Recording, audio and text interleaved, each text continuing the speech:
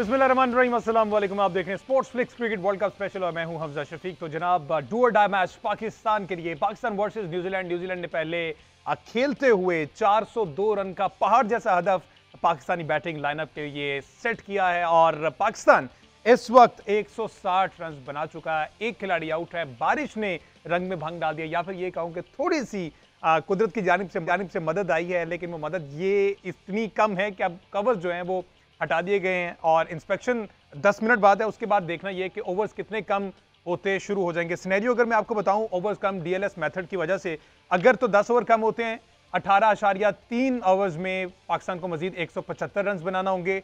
अगर 20 ओवर जाया होते हैं तो पाकिस्तान को 8.3 ओवर्स में मजीद 92 मतलब 92 रन बनाने होंगे। और अगर 25 ओवर जाया होते हैं तो पाकिस्तान को 3.3 ओवर्स में यानी कि 21 गेंदों पर 37 रन दरकार होंगे। ये तमाम सिनेरियो, लेकिन बारिश रुक गई है, कवर्स हटाई गए हैं। अब एम्पायर्स की जानिब से इंस्पेक्शन की जाएगी, आउटफील्ड चेक की जाएगी, जो कि ये स्टेडियम के बारे में मशहूर है कि इनका ड्रेनेज सिस्टम आउट क्लास है और ये यहाँ पर फौरी तौर पर पानी जो है वो उसे ड्रेन कर दिया जाता है, सारा खत्म कर दिया जाता है। ये सारी सूरत हाल है। फॉर्मर कैप्टन सलमान भट्ट साहब हमारे साथ मौजूद होंगे, आकिब कुरैशी ने भी ज्वाइन, अहमद सईद साहब भी हमारे साथ मौजूद हैं। Welcome to all of you जी। भट्ट साहब से आगाज करते हैं। भट्ट साहब, 402 रन का टारगेट लगा दिया गया बोर्ड पर, लेकिन हमने देखा कि क्या कमाल की इंपैक्ट इनिंग क्रिएट की गई है फखर जमान की जानिब से और उन्होंने 106 रन की, सिर्फ 69 गेंदों पर 106 रन की इनिंग्स खेली, जिसमें 9 छक्के 7 चौके शामिल हैं। इस तरह की इनिंग्स एक ओपनर से पाकिस्तान को बड़े अरसे से नीड थी इस चीज की, जो कि अब फखर जमान ने वो साबित किया, लेकिन बहुत देर की मेहरबान आते आते। क्या कहेंगे आप? देखिए, पहले तो बहुत तारीफ बनती है फ़खर ज़मान जिस तरह की इनिंग खेल रहे हैं, बहुत ही आउटस्टैंडिंग नॉक है, बड़ी क्लीन स्ट्राइकिंग की है। और बात यह है कि पाकिस्तान के पास कोई चॉइस नहीं है और पाकिस्तान ने हार्ड ही जाना है। और फ़खर ही एक ऐसे प्लेयर हैं जो इस तरह की इनिंग खेल सकता है इस पूरी टीम के अंदर।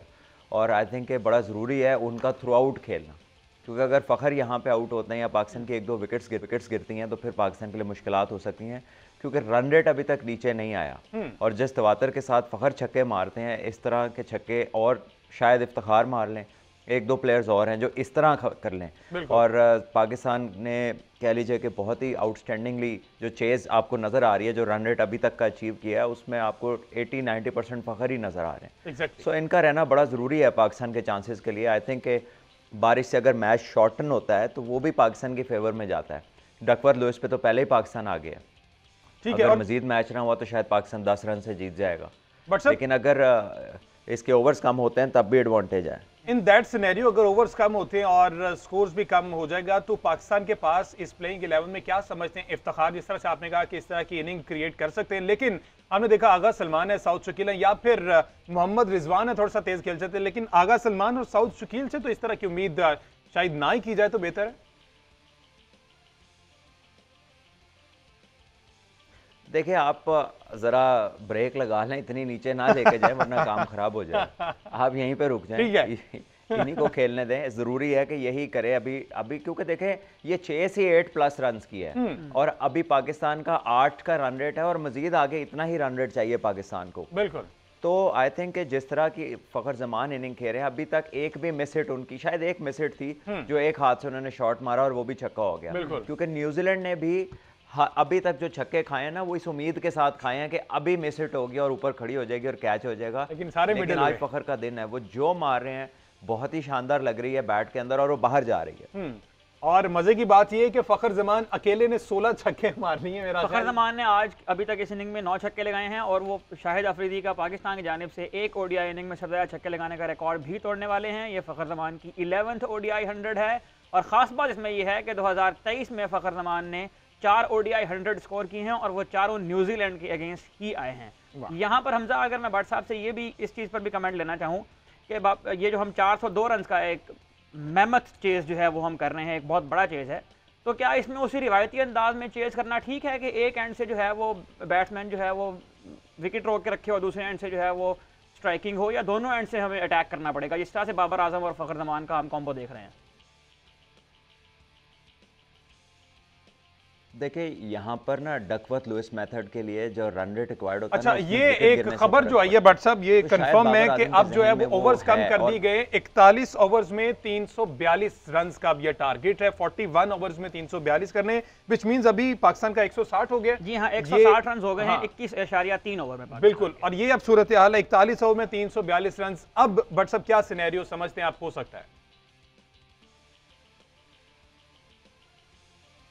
देखिए ये तो अभी फिर वही 8 का रन रेट ही बनता है, अभी बिल्कुल। मजीद या शायद इससे भी ज़्यादा अभी आपको तकरीबन 180 रन और करने पड़ेंगे, और 180 रन जो है वो आपको करने पड़ेंगे अगले 19 ओवर्स में।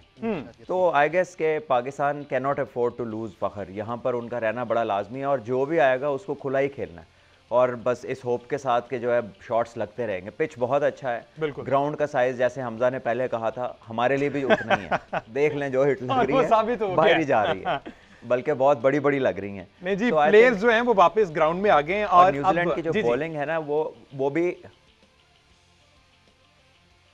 न्यूजीलैंड के जो स्पेशलिस्ट बॉलर्स हैं वो उनमें कमी नज़र आ रही है। 3 के अलावा स्पेशलिस्ट बॉलर नहीं है इस प्लेइंग 11 के अंदर, इंजरीज़ की वजह से उनको ये प्रॉब्लम है, और आई थिंक कि पाकिस्तान को ये भी जहन में रखना है कि उनके मेन बॉलर्स जो हैं वो 3 ही इस मैच में, और वो बहुत अंडर प्रेशर हैं, सबको मार पड़ी है अभी तक। तो आई थिंक कि थोड़ा फेथ रखें, अगर आपको दूसरे एंड से हिट नहीं भी नजर आ रही तो उसकी वजह यह है कि डकवर्थ लुइस में आपको विकेट्स भी हाथ में रखने होते हैं। बिल्कुल। अगर विकेट्स गिरते रहे तो फिर रन ऊपर जाए जाते हैं, वो फिर आउट ऑफ प्रोपोर्शन चला जाती है। सही, ठीक है। और अपने व्यूअर्स के लिए कैलकुलेशन जरा मजीद आसान कर दूंगा। पाकिस्तान को 117 बॉल्स पर 182 रन अब चाहिए, विच इज नियरली पॉसिबल। ये पॉसिबल है आजकल की मॉडर्न रहा है और क्रिकेट। जिस तरह की- फेवरेट उनका हाँ। टेम्पलेट अब करना चाहिए उनका स्कोर। जी, जिस तरह की पिच बिहेव कर रहा है, जिस तरह से क्लीन हिटिंग फखर की हमें देखने मिली है, किसी किस्म का को बहुत ज्यादा वेरिएशन अभी तक नजर नहीं आया बॉलर्स की जानिब से। अब ये भी डिपेंड करेगा कि बारिश के बाद पिच किस तरह से बिहेव करता है। बिल्कुल। अच्छा, तो पाकिस्तान जो है वो अपने फेवरेट फॉर्मेट में भी अब आ चुका है, तो 117 बॉल 182 क्वाइट डुएबल है मेरा ख्याल। बिल्कुल इसी तरह है। अच्छा बट साहब, आज एक इंटरेस्टिंग चीज जो कि मैंने ऐसा फील किया कि मैनेजमेंट अब कुछ एक्टिव दिखाई दे रही है, वो ये सीन हुआ कि ड्रिंक्स ब्रेक के दौरान डीएलएस एक चार्ट जो है वो प्रोवाइड किया गया, उसामा मीर अंदर लेके आए, और उसके अकॉर्डिंग आगे की इनिंग्स जो है फखर जमान और बाबर ने खेली। तो ये एक अच्छा जेस्चर था। दैट मींस वहां डगआउट में बैठे जो मैनेजमेंट के लोग हैं, कोचिंग स्टाफ है, ये सारे एक्टिव दिखाई दे रहे हैं। ये चीजें व्हाट्सएप होना जरूरी थी वैसे। हमजा, आपका वैसे जो दिल करे आप जिसको मर्जी एक्टिव कर देते हैं। ये जो डकवर्थ लुइस का चार्ट है ना, जब वनडे की एक इनिंग खत्म होती है तो वैसे ही ऑटोमेटिकली ये बन जाता है, और अंपायर्स जो है ना ये टीमों को भेज देते हैं। लेकिन ऐसा तो दिखने को नहीं इसमें मिलता था पहले usually कि तो ये ग्राउंड तक बैट्समैन वो की पेपर pocket आता में होना था। चाहिए। जो खेल रहा है नहीं, वो ग्राउंड तक आना इसलिए नहीं जरूरी होता कि वो बैट्समैन कैरी करता है साथ, वो आपको पता होना चाहिए, स्पेशली जहां पे इस तरह का मौसम हो और फोरकास्ट इस तरह की हो तो बैटर्स कैरी करते हैं। मैंने भी काफी दफा कैरी किया वो सही। चार्ट। तो इसमें अगर बाहर से मंगवाया, इसका मतलब है कि बैटर्स ने कहा होगा कि भाई हमें वो चार्ट भेजो, वो अवेलेबल होता है। और चले, अगर आप इस पे खुश हैं, इसका मतलब है कि बड़ी देर बाद कोई हरकत हुई है, उनकी हरकत में बरकत है, तो चले अच्छी बात है। अच्छा सलमान भाई, इसमें हरकत तब हुई थी जब 10 ओवरों में पाकिस्तान का स्कोर था 75 फॉर 1। तब पहला जो है वो कैमरा हमें दिखाई दिया था जब क्लाउड जो थे वो अपीयर होना शुरू हुए थे।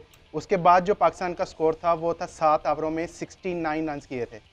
जब ये चीज़ आई तो मैंने अपने जो है कुछ सोर्सेस लड़ाए, मैंने कहा पता तो करें ये जो डग आउट है इतना एक्टिव कैसे हो गया है। तो पता ये चला कि फ़खर जमान ने स्पेशल इशारा किया था कि वो पेपर ज़रा मुझे ला दें क्योंकि मैंने उसके हिसाब से खेलना है। जैसे ही पेपर उन्होंने देखा तो उन्होंने अगली 4 गेंदों पर 4 चौके मार दिए थे। तो ये सोर्सेज के मुताबिक फ़खर जमान ने मंगवाया, जो बैटिंग कर रहे थे वो ज़रा एक्टिव हुए हैं, तो उन्होंने मंगवा के इसके सारे सिनेरियो को जो है अपने हक में किया है, और बड़ा अच्छा पॉजिटिव इंटेंट के साथ उन्होंने उस सारे मैच को उसके हिसाब से बनाया। क्योंकि 10 ओवरों में 75 स्कोर था, 1 आउट थे, अगले 7 ओवरों में उन्होंने 69 रन बनाए। मतलब वाकिब ने मुझे खुश नहीं रहने दिया, मैनेजमेंट पे उसने फिर भी कोचिंग स्टाफ पे बात नहीं आने दी कि वो एक्टिव हैं। फिर उन्होंने कह दिया कि प्लेयर जो अंदर था ना वो एक्टिव दिखाई दिया, उसने मंगवाया। आकिब के होते हुए आप उन पे उनका कोई पॉजिटिव बात उनके बारे में खबरदार आपने की। आकिब के रिसोर्सेज ने अच्छा, सब बता अगर दिया कि numbers की फखर जमान ने मंगवाया। एक अच्छा एक देखिए, बात यह है कि कोई भी मंगवाए, जी जी कोई जी भी सलमान। मंगवाए, ये टीम का हिस्सा है। और ज़रूरी है इस चेज़ में। देखो ये जो एक चेज़ है ना, ये कांस्टेंट रिस्क टेकिंग एक प्रोसेस है। इसके अंदर ऐसा नहीं है कि सेफ खेल के ये स्कोर होगा, ये ऐसे ही खेल के होगा। एक प्लेयर चांस लेता रहेगा, दूसरा उसको स्ट्राइक रोटेट कराता रहेगा। आज फखर का दिन भी है क्योंकि इतनी कनेक्शन हिट्स की कोई एक मिस हिट हो जाती है, लेकिन वो जो मार रहे हैं माशाल्लाह बहुत ही अच्छी उनके बैट से निकल रही है और बड़े बड़े छक्के हो रहे हैं। तो ऐसे में ज़रूरी है कि जिसका दिन हो उसके साथ मुकाबला नहीं डालते, उसको ही खिलाते हैं। जब ज़रूरत होगी तो जाहिर है अब जब बॉल मिले तो बाबर को भी चाहिए वहाँ से बाउंड्री मारे ताकि फ़खर का प्रेशर, लेकिन ऐसे में जब उसका इस तरह के शॉट्स लग रहे हैं तो फिर जितना उसे खिला सकते हैं खिलाना चाहिए। बिल्कुल जी। डिस्कशन हमारी जारी जी, एक शॉर्ट ब्रेक शामिल करनी है, ब्रेक के बाद वापस आते हैं फिर बाबर की इनिंग्स पे बात करते हैं। 47 रन पर इस वक्त कप्तान जी भी खेल रहे हैं। स्टे विद अस।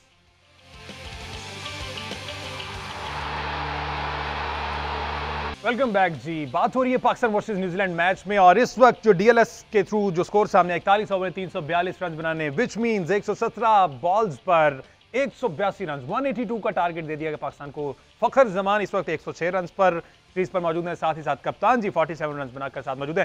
सलमान भट्ट साहब हमारे साथ मौजूद हैं। सलमान भट्ट साहब, खेल का दोबारा आगाज, ट्रेंट बोल्ट जो है वो बॉलिंग करने के लिए पहुंच गए। अब क्या समझते हैं, क्या स्ट्रेटेजी होनी चाहिए? अभी तक तो बाबर आजम जो दूसरे एंड पर खड़े में वो स्ट्राइक रोटेट करके मैक्सिमम बॉल जो है फखर जमान को दे रहे हैं। अब आप समझते हैं कि दोनों पर आना चाहिए? भट्ट साहब को मेरे ख्याल कोई आवाज का इशू है जी, चेक करवाइएगा। आकिब कुरैशी, अभी तक जो बन रहा है, क्या स्ट्रेटजी आप क्या समझते हैं? देखिए हमजा, अब जो सारा सिनेरियो है वो तो मैं समझता हूँ पाकिस्तान की फेवर में आ चुकी है। अब ये उनका फेवरेट फॉर्मेट है 2020, अब बल्कि उससे भी कम हो गया। अब उनके पास एक टारगेट भी सामने सेट है, आउटफील्ड भी गीली है, पिच भी यकीनन बैटिंग के लिए साजगार होगी, बॉलिंग साइड भी इतनी कोई आउट क्लास नहीं है जहाँ पे आपको डेथ ओवर से मुश्किल मिल सके। आपके पास उनकी मुखालिफ टीम में बुमराह कोई नहीं है, मिचेल स्टार्क कोई नहीं है, और वो उनके फ्रंट लाइन बॉलर्स हैं वो सिर्फ 3 हैं। तो अब गेंद जो है वो तो है पाकिस्तान के बैटिंग लाइन के कोर्ट में। अब ये डिपेंड करता है फ़खर ज़मान और बाबर आजम पे को इस चेस को कैसे लेके चलते हैं। लेकिन यहाँ पर थोड़ी सी बॉलिंग की हम बात करें तो बॉलिंग में हमें जिस तरह की आज मार पड़ी और जितने रिकॉर्ड हमारे खिलाफ बने, तो वो बॉलर्स यकीन चाह रहे होंगे कि इस तरह का मैच हमें कभी ना मिले आइंदा, और इस तरह का मैच हमें पीएसएल में मिले ताकि हमें कम बैक करने का मौका मिले। क्योंकि हारिस रऊफ ने माशाल्लाह ऐसे बॉलर बन गए हैं, 16 छक्के खा लिए उन्होंने 2023 के वर्ल्ड कप में, और वो वर्ल्ड कप की तारीख में सबसे ज़्यादा छक्के खाने वाले बॉलर बन गए। इनसे पहले जो थे वो पनी अंगारा जो जिम्बाब्वे के थे, उन्होंने 2015 के वर्ल्ड कप में 15 छक्के खाए थे। तो इन्होंने भी एक मैच पड़ा तो इन्होंने 16 छक्के। ठीक है जी, भट्ट साहब भी लाइन में आ गए। भट्ट साहब, मैं स्ट्रेटेजी जानना चाह रहा था कि अब पाकिस्तान की क्या हो सकती है? बाबर को दूसरे एंड से अब बाबर को भी तेज खेलना चाहिए या जिस तरह से स्ट्राइक रोटेशन का प्रोसेस जारी था बाबर की जानिब से वही कंटिन्यू होना चाहिए? देखिए अगर तो फ़खर और 9 छक्के मार लेंगे, 100 और कर देंगे, 200 पे कर लेंगे तो फिर तो बाबर वैसे ही खेले, वरना हमें दोनों एंड से खेलना पड़ेगा क्योंकि आपको तकरीबन 9 रन की एवरेज चाहिए और 9 से थोड़ी सी ऊपर चाहिए। और ऐसे में आपको जहां विकटें खुदा न खास्ता गिरें तो वहां पर पाकिस्तान को खासा नुकसान हो सकता है। तो ऐसे में 9 विकटें हाथ में है, समझ ले एक T20 का मैच है और अभी इसमें पावर प्ले नहीं है, पावर प्ले 6 ओवर का तो होता है, तो इनको ऐसे ही जाना पड़ेगा। अब दोनों एंड से थोड़ा रिस्क लेना पड़ेगा।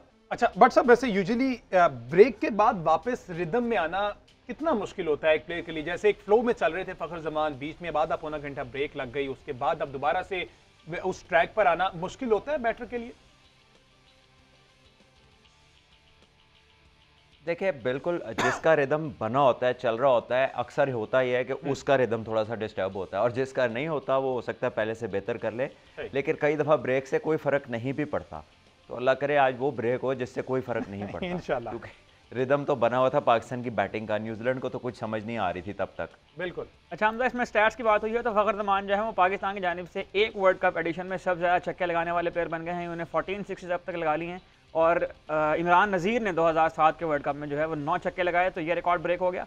इसके साथ ही अगर भट्ट साहब से हम ये सवाल भी पूछते रह जाएंगे, खुदा ना खास्ता अगर यहाँ विकेट गिरती है या जब भी विकेट गिरती है तो किस तरह की शफलिंग करनी चाहिए? कौन सा प्लेयर ऊपर आना चाहिए? रिजवान को ही आना चाहिए, यहाँ पर इफ्तिखार को ट्राई करना चाहिए? एग्जैक्टली ये सवाल बनता है। देखिए आपकी जो चेज़ है वो T20 की तरह की है, तो T20 का बैटिंग ऑर्डर भी अगर आप देखें तो रिजवान भी अच्छी खासी बैटिंग करते हैं, इफ्तिखार यकीनन उनकी भी आपको ज़रूरत पड़ सकती है। तो आपने अब कहीं आप स्लो तो हो सकते नहीं है, आप मोमेंटम कहीं तोड़ सकते ही नहीं है, और अगर सोडी इस तरह की बॉलिंग करते रहे जिस तरह की इन्होंने अभी की है तो फिर जिसको मर्जी आप ऊपर भेज दें, इंशाल्लाह फर्क नहीं पड़ेगा। बिल्कुल जी, और कप्तान बाबर आजम की जो है 50 हो गई है, रिजवान आए तो कोई हर्ज नहीं है, और उसके बाद इफ्तिखार का इस्तेमाल बनता है। बिल्कुल, जल्दी से प्रेडिक्शन व्हाट्सअप, पाकिस्तान जीत रहा है इंशाल्लाह की प्रेडिक्शन पाकिस्तान जीत रहा है। अहमद साहब क्वाइट डुएबल, जीतेंगे इंशाल्लाह। नहीं जी, दुआ तो यही है सबकी कि पाकिस्तान जीत रहा है और इंशाल्लाह पाकिस्तान जीतेगा, ये मुश्किल नहीं है। इसी तरह पार्टनरशिप लगती रही तो ये मैच पाकिस्तान जीत जाएगा और सेमीफाइनल की जो उम्मीदें हैं वो बहाल रहेंगी। आज के शो से इतना ही।